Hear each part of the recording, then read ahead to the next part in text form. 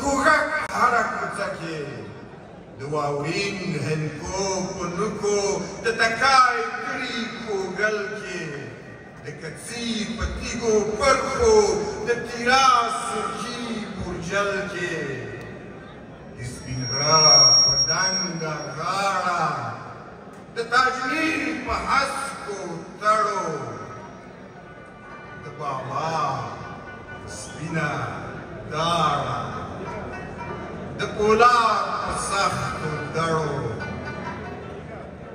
د دلکش چترال په زړه کې د تیمور په هیرو شپو کې د سرکش سالنګ جوړه کې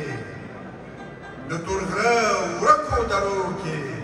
د دې دړو په ککلیچ کې د دې لوړو په هر پیچ کې ما خښ کړي داستانونه ما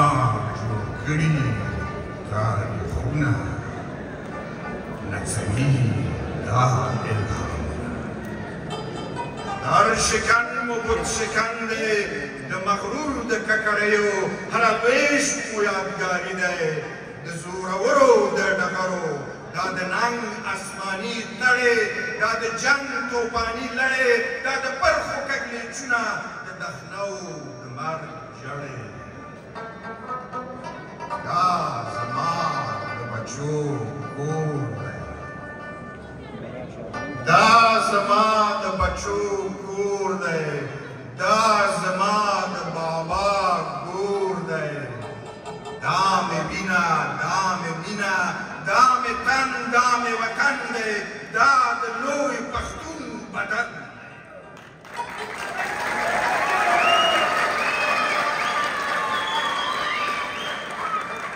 د بختي د اسمان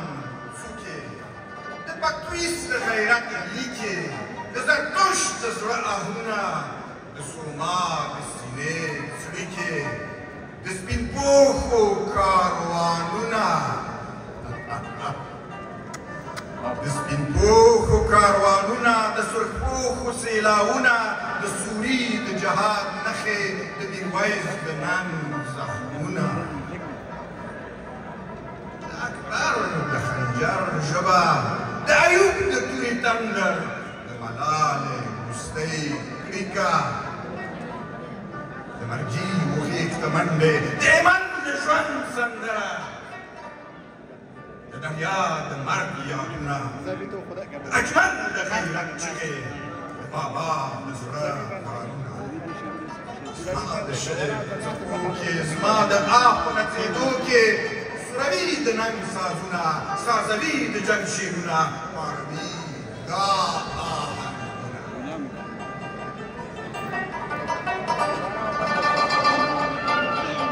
له افسوسه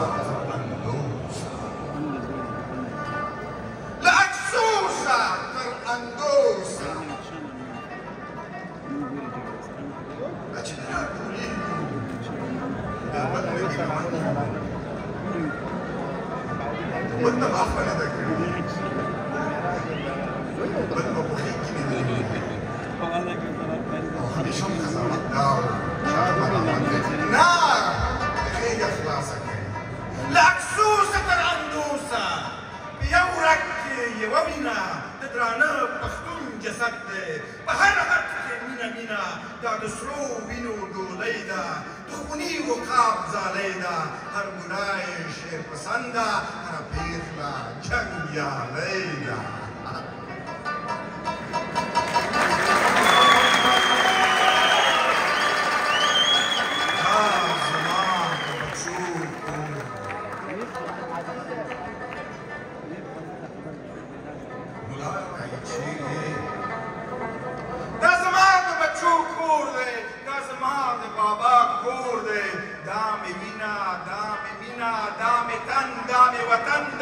دا د لوی پښتون بدن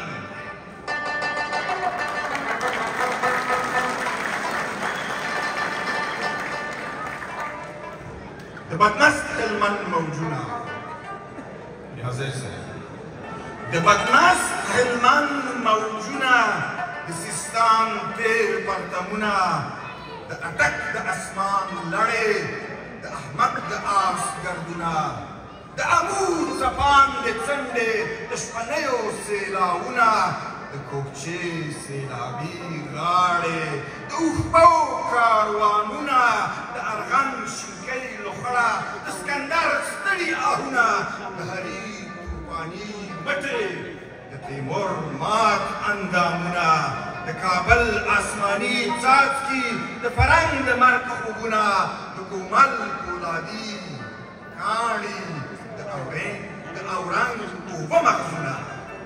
د زمان توپاني سیند کې د پښتو په اباسین کې پاڅوي ځوان توپانونه زیږوي نوي موجونه مستوي دا سیلابونه هر تحریک مو مستي ساز دی هر یو نیز مو ست شکن دی هر یو نیز مو ست شکن دی د سرو وینو آبستن دی پاڅئ پاڅئ زی یو کیږو پاڅئ پاڅئ زی یو کیږو درومئ درومئ روانیږو د لوی کور بنیادي څلو ویرانیو کې درېږو دا زما د بچو کور دی